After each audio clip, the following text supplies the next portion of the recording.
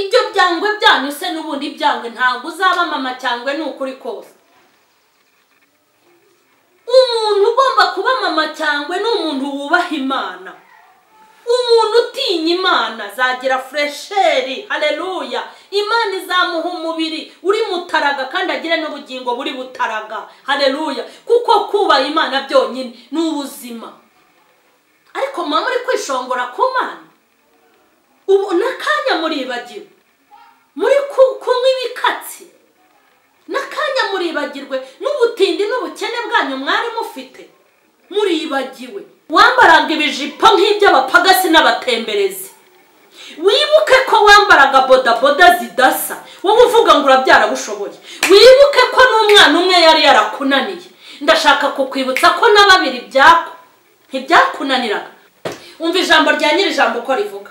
Riravuga ngo amakuba n'ibyago by'umukiranutsi ni byinshi, ariko Uwiteka mukiza muri byose.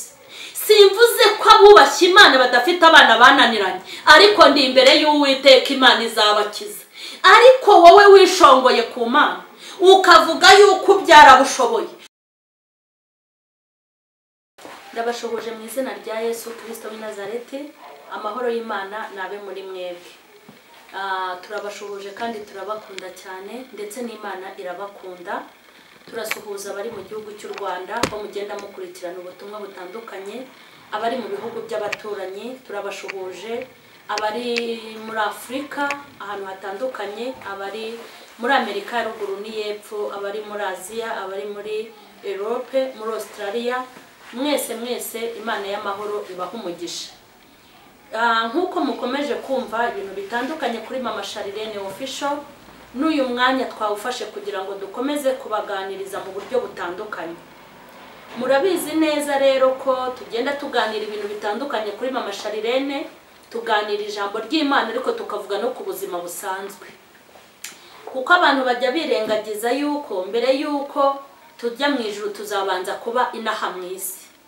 Impamvu tubigisha tukabahugura ndetse tugahamagara Imana tukayibwira ngo idufashe kugira ngo tubashe kuvuga ibikwiriye, nuko turi muri ubu buzima bwo muri iyi si hari ukuntu iyi si tugomba kuyitwaramo nk'abakirisitu, hari uburyo tugomba guhanganamo nk'abakirisitu. Umukirisitu watewe yitwara nk'umupagani, umukirisitu wahuye n'ibibazo agomba kumera nk'umupagani. Ibibazo turabihuje ndetse turabibarusha rimwe na rimwe, ariko uburyo dukwiye kubikemuramo ntabwo ari bumwe. Muri aka kanya rero mbahaye ikaze ku butumwa na message shaka kugenera cyangwa shaka kubwira abagore n'abagabo b'abakirisitu. Abagore n'abagabo b'abakirisitu shaka guha iyi message ni abagore b'abakirisitu n'abagabo, harimo nimvuga abagore n'abagabo ni mu byiciro byose, guhera ku byiciro by'abakozi b'Imana, abayobozi bafite isengero n'abandi bayoborwa, n'ubutumwa mwese bubareba. Hari ibintu byinshi bigenda biba tukibaza aho bituruka, ugasanga hari ibyo twebwe ubwacu twagizemo uruhare. Hanyuma aho kugira ngo turebe haturutse ikibazo, ahubwo tugasenga amasengesho menshi ishobora kwita amasengesho y'ubugingo. Hari ibyaha bizana imivumo tuzagenda tuganiraho nk'uko abantu benshi musanzwe mubizi. Ibyaha bizana imivumo. Buri cyaha cyose kigira umuvumo wacyo. Umuntu se avumwa byagenze gute? Umuntu Imana ishobora kumuvuma kuko yakoze icyaha yanze kwihana no kureka. Ariko umuntu iyo yakoze icyaha akemera kukivamo, nta muvumo umujyaho, imbabazi z'Imana zimubaho. Uyu munsi ubutumwa mbafitiye nubwo abiyita abakozi b'Imana, biyita abasenga, ariko birirwa banigira impinja mu maprudence, abandi mukanigira impinja mu mariri yanyu, abandi mukanigira impinja mu matuwarete. Nibwo butumwa mbazaniye. Mureke mbabwire, ijambo ry'Imana riravuga ngo Imana itabaye maso, abarinzi babera maso ubusa. Uko niko kuri. Imana itabaye maso, mu yandi magambo, Bibiliya n'imbunda bitabaye kumwe, imbunda ntacyo yamara. Bibiliya n'imbunda bitari kumwe, imbunda ntacyo yabitumariye. Ikindi, umwami umwami atari kumwe n'umwami Imana nabyo ntacyo byamara. Impamvu mubona ibintu hari igihe bigenda neza, imbunda na Bibiliya biba biri kumwe kandi umwami n'umwami Imana baba barimo baragendana. Hanyuma ndashaka gusobanurira abakirisitu, muri iyi minsi hari icyorezo cyo kugira abana ingeso mbi zaje mu bana bacu. Hari umwuka uri kuza mu bana, mu basore n'inkumi by'umwihariko bo mu bakozi b'Imana. Tugomba kugenzura tukavuga ngo ibi bintu biri kuva he? Ese icyo ntakoze nari gukora ni iki? Mureke mbabwire, hari ijambo rivuga ngo tubyara abo dushoboye. Ntabwo iryo jambo nje kurisenya muri iki gihugu, ariko mu bakirisitu, mu bantu basenga, ndashaka kuvuga ngo iri jambo mujye murivuga mwabanje kumenya icyo rivuze. Iri jambo bakirisitu mwabarokoreye, mujye mubanza muritekerezeho mbere yuko murijyamo neza. Kubyara bushoboye, icyo nshaka ko uzatekereza ni iki? Ndashaka kureba ubushobozi bwawe. Ese koko ubushobozi bw'abakirisitu, ubushobozi bwanyu abapasiteri, ubushobozi bwanyu abashumba, ubushobozi bw'aba bishop, ubushobozi bw'abagore b'ibyamamare, ubushobozi dufite iyi saha, ubushobozi dufite butakura abana bacu mu rumogi, ubushobozi dufite butakura ubusambanyi ngo bukureho ubusambanyi ku bana bacu, ubushobozi dufite butirukana uburara mu bana bacu, ubushobozi dufite butirukana urumogi, ubushobozi dufite butirukana kurara mu bubari, ubushobozi dufite butirukana kurara mu tubyiniro, ubushobozi dufite butaduhindurira abana ngo babe bazima, ubushobozi dufite budatuma abana bacu basabwa nk'abandi bakabyarira mu rugo. Ubu bushobozi mwanyemerera tukabanza tukabutekereza? Mureke mbabwire, ni munyemerere, hari ubushobozi umuntu agira, ariko hari n'ubundi bushobozi bugirwa n'Imana.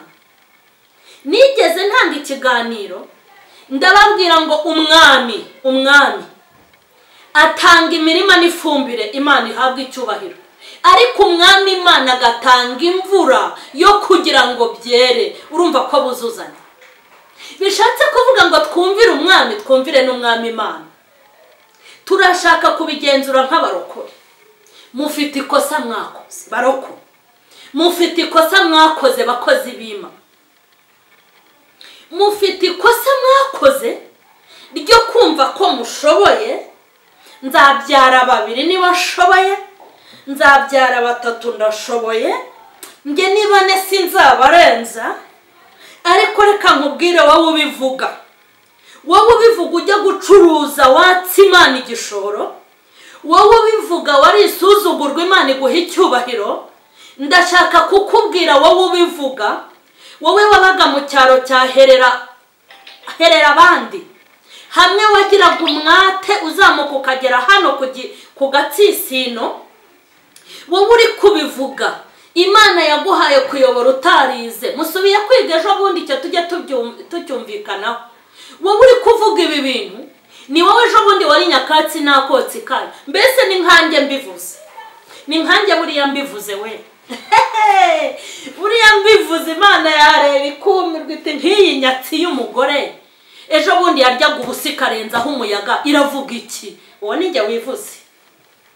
Ndashaka simvuguruje itegeko ryo kuringaniza, ariko muroko nuhagera uko umupagana hihuta akabikora, wowe nuhagera ujye uhatinda. Uvuga uti niga kujya mu Bushinwa nari rubyogo, nubwo uri icyuki wambaraga ibijipo nk'iby'abapagasi n'abatemberezi. Wibuke ko wambaraga bodaboda zidasa, wowe uvuga ngo urabyara bushoboye. Wibuke ko n'umwana umwe yari yarakunaniye. Ndashaka kukwibutsa ko na 2 ntibyakunaniraga.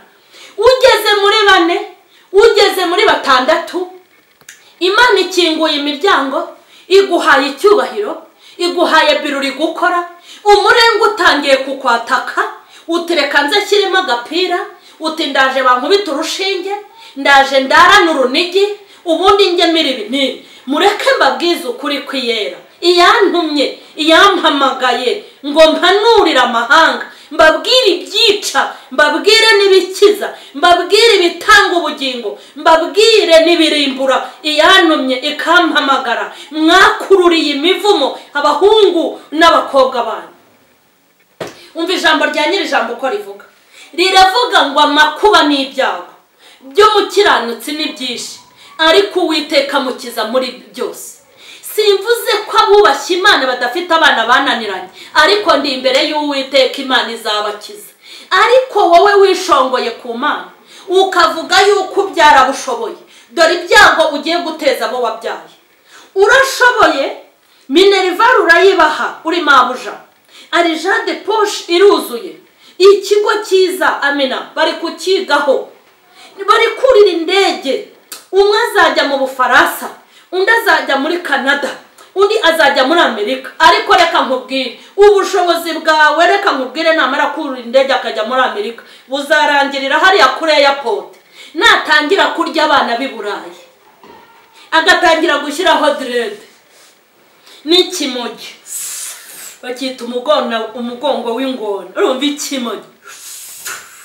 Ya mafaranga umwoherereza unyuze muri beka, nukuri kose ntabwo azamukiza urumogi. Ikindi, dufite abaganga bavura indwara zikomeye, twabuze umuganga utuvurira abana kunywa ibiyobyabwenge. Ninde?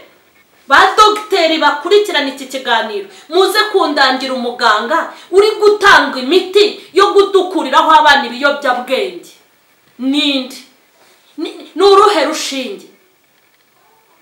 Ni ihe serumu? Ni ikihe kinini?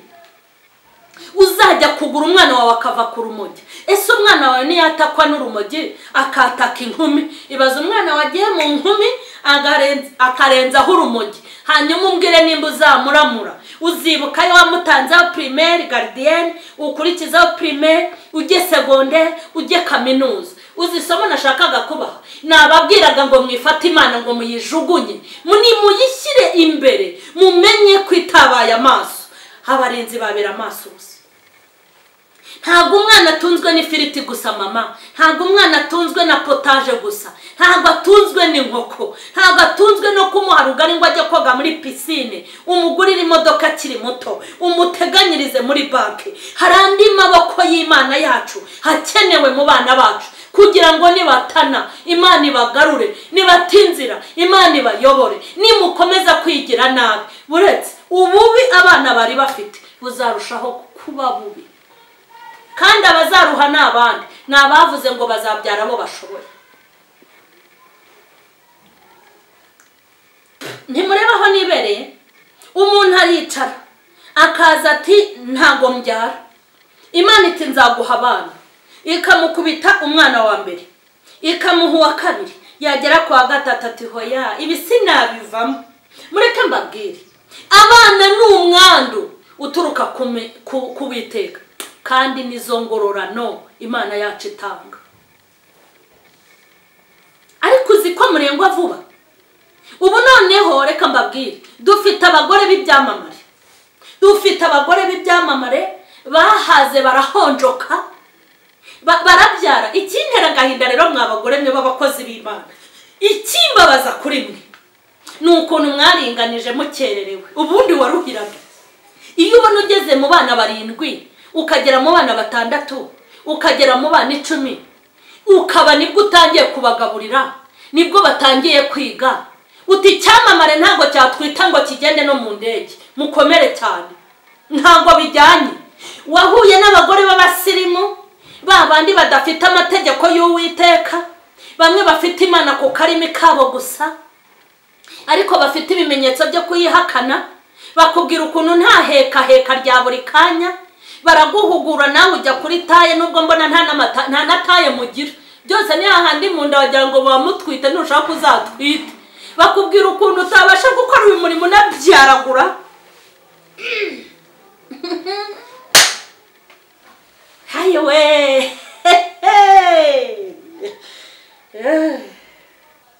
mbega gahinda ubundi se ko kurumva byaba bijyana ntiwabona ukuntu uhora kuri airport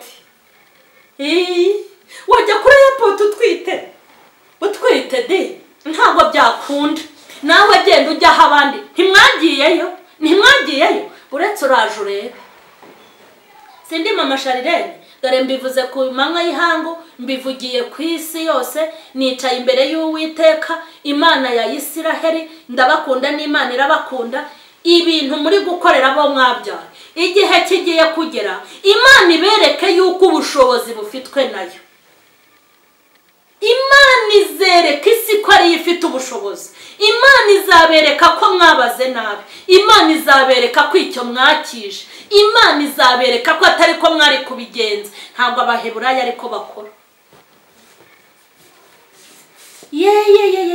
ubu umuntu wese asigaye ashaka kujya ku cyangwe Shitani yarabahuguye ababwira ko iminsi imeze nabi ababwira yuko rwose mugomba kubaniga utamunigiye muri prudence hari kumunigira muri toilette amahano n'amarorerwa yokoye we noneho nkumirwa umugore uvuga ngo ntabwo ashaka kubyara kugira ngo atice icyangwe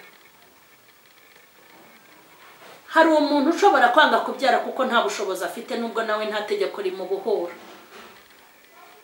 ariko mwankunguzi mwe z'abagore hari aho wakwicaye ukanga kubyara ukavuga ngo ni ukugira ngo amabere atagwa ukanga kubyara ngo kugira ngo udakomeza guheka ukanga kubyara ngo kugira ngo udakomeza gutwita ukanga kubyara ngo kugira ngo utice icyangwe wenda uyu mugore wanze kubyara kubera ubukene ko yajya gutakira Imana akayibwira ati bari babuze minerivare n'ibiryo nkamwe b'abanyamurengwe mufite amafaranga mukagira n'andi y'ubusa mwebwe muragomera Imana kuki ikintu gikomeye kiriho niki kugeza ubwo umuntu atwita agasigara yarwaye umutima peritasiyo ikazamuka ajya kwa muganga ati nibiki watekereje ati natekereje ko ntwite gusa umutima urahagarara niko se ko muri inkunguzi baroko ubutumwa nubwo abarokora nta mupagani mbushyizemo n'ukuri ni ubutumwa bw'abarokore abakozi b'Imana n'abandi umva nawe w'umugabo urimo wenda ube pasiteri wenda ube bishop wenda ube igiki ubu butumwa burakureba kuko umugore ntabwo ajya twita atatewe inda n'umugabo ubu butumwa burabareba ni mwumva ukuntu Imana ifite agahinda umuntu inkoko ze zizabyara seke harya bazita kubyara ni uguturaga gutura nacyo katubyite kubyara inkoko zizabyara yishime intama nizibyara yishime ihene nizibyara yishime inka nizibyara yishime ibirori biza ati Imana yampaye umugisha umugore nabyara murakane mwabagabo ujye winjira ureba nk'uwo basuriye ku munwa Imana yaraguhaye kurya no kunywa Imana yaraguhaye icyubahiro Imana yaraguhaye amenerivare y'abana bawe Imana yaraguhaye umugisha warariye ari uko umaze gusenga ibintu byose ufite ari Imana yabiguhaye ese Imana ibintu yaduhaye ntiharimo ibigomba kudutungira abana ubundi ibintu Imana iduha n'ibyi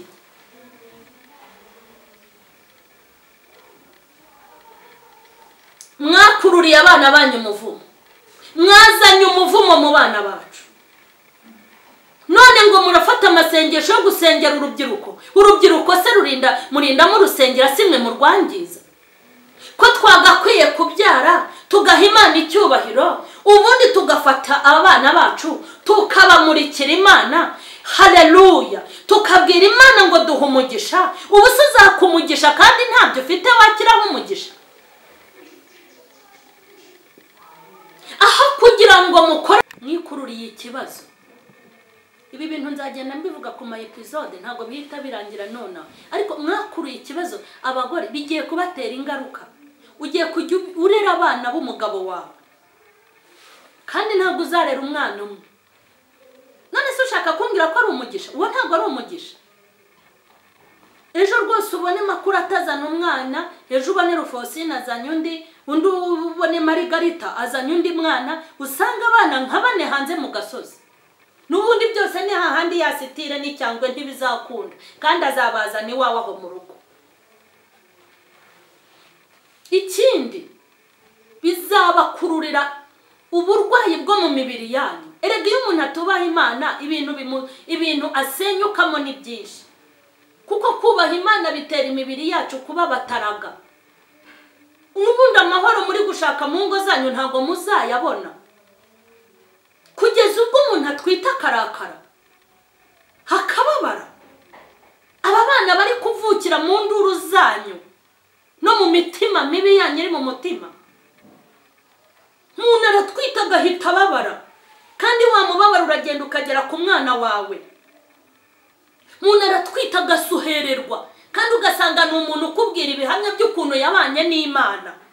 Hakubwira ukuntu abana be batsinze ari Imana ibikoze, hakakubwira ukuntu yabonye minerivare ari Imana, hakakubwira ukuntu yabonye igishoro, hakakubwira ukuntu yabonye imodoka kubera Imana, hakakubwira ukuntu yubatse amazu kubera Imana, hakakubwira ukuntu yabonye icyubahiro kubera Imana. Ariko yatwita agahita arakara, muzabiryozwa. Ibyo byangwe byanyu se n'ubundi byangwe ntabwo uzaba mama cyangwe n'ukuri kose. Umuntu ugomba kuba mama cyangwe n'umuntu wubaha Imana. Umuntu utinya Imana azagira fresheri. Haleluya. Imana izamuha umubiri uri mutaraga, kandi agire n'ubugingo buri butaraga. Haleluya. Kuko kubaha Imana byonyine ni ubuzima. Ariko mama uri kwishongora ku Mana, ubu nakanya muribagiwe, muri kunywa ibikatsi, nakanya muribagirwe n'ubutindi n'ubukene bwanyu mwari mufite. Muribagiwe, mwibagiwe ko ari Imana yabahuje, mwibagiwe ko ari Imana ituma babyara, mwibagiwe ko ari Imana ibasha kurera. Ese kuki tuvuga ko Imana irera? Kuko Imana tuvuga ko irera mukabicira inyeri, mukabifata ukundi, mufite ukuntu mubivuga abapagani. Ngo yaravuze ngo mubyare mwuzuze isi. Yarabivuze maze ko byavuzwe ni kurusha amaboko se, ko byavuzwe ni kurusha ububasha, ko byavuzwe ni ifite ubudahangarwa, ko byavuzwe ni ifite ubushobozi. Haleluya. Byavuzwe n'Imana ya Isiraheli, byavuzwe n'iyaremye isi ikarema ijuru, byavuzwe n'ipfumbatura igipfunsi igahaza ibyaremwe. Nta soni ifite zo kutubwira ngo nitwuzuze isi. Irabatinya se? Icyo bakora ari mama Charlene ubivuze da. Ntaba rwose nkoze amakosa, ariko si Imana n'indi habuka murimo. Ngo harya muzi kubicira inyeri, njya mbumva bigize abanyabwenge. Ngo harya ngo yaravuze ngo tubyare twuzuze isi. Yarabivuze. Mureke mbabwire, byavuzwe n'Imana yimana amazi, imisozi kuma, Imana ishimwe, kandi bivugwa n'Imana itanga amazi, imyaka yose ikarengerwa tukabwahagirana, aho kugira ngo byume bikaborera mu murima. Niyo yabivuze. Byavuzwe n'iyazamura umuceri cyangwa ikawumanura. Byavuzwe n'itegeka abami n'ibikomangoma. Byavuzwe n'Imana itera amapfa abantu ntibabona aho bahahira, kandi byavuzwe n'Imana irambura ukuboko disi we abantu bose bakabaho. Ndashaka gusoreza hano, ariko ndi bwongere tu, ntabwo birashira, nibishira nzaba mbyumva.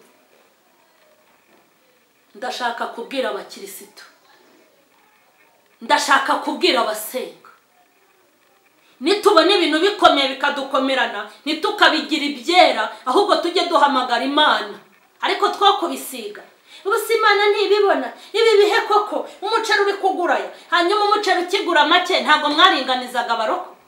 Ubundi se reka nze mbabaze, induru mwavugije ibirayi bigura 50, none ubu bigeze kuri 700, ubundi mwatuje mugashinyiriza mugapfa kigabo. Ariko ngo bazi Imana yabo bazakomera, nibamara gukomera bazajya bakora ibyo ubutwara. Icyo nzi ni kimwe, Imana izarerera igihugu, Imana izaturerera, Imana izabana n'abana bacu, Imana izatugirira neza, izatumurikira, umucyo wo mu maso hayo uzaba kuri twe ube no ku gihugu. Kandi Imana niguhonda ntabwo bazacanana na bose hamwe bazajya bacana ahandi nyine haza umwijima ibyo se birandeba mureke mbabwire ijambo ntigeze mvuga mu mutwe wanjye no mu bwenge bwanjye ijambo ryitwa kubyara aboshoboye nararitinye uzi impamvu naritinye nabonaga ibirayi ari uko nateye ivi hasi mana mpibirayi mana mpaminerivare mureke mbabwire baroko ibintu nje kubabwira n'ubuhamya mbaho ngewe umwana wanjye fisi nabuze igihumbi cyo kujya kumwandikisha Kabusunzu imyaka yo gutangirira arenga fisi yari afite se na nyina papa we yari afite aho akora nanjye afite aho nkora ariko kubera ubuzima igihumbi kirabura so yari umwana wa kabiri Charlene nawe impamvu yatangiriye igihe nuko yatangiye ari mu cyaro ntiyari yarananiye kumurera hari umwana umwe sinamuhaga amazi y'umugezi umwana umwe rega ntaho Imana itwemeza umwana umwe nywa amazi y'umugezi na Charlene nkajya ngaha amazi y'umugezi ari agahinja nkagura irobo y'akawunga nkatekamo agakoma nkatekamo n'ubugari hanyuma mbabwire ukuntu mwigize abanagiwe ubu simfite 5 Imana ihabwa icyubahiro ubu ufite 5 ariko nanido ndayinywa ariko burya haleluya haleluya haleluya haleluya kandi ahantu abana banjye biga nukuri Imana senga Imana ya Isiraheli nimba hari abana b'umugore ubaho baziga abana ba mama Charlene official baziga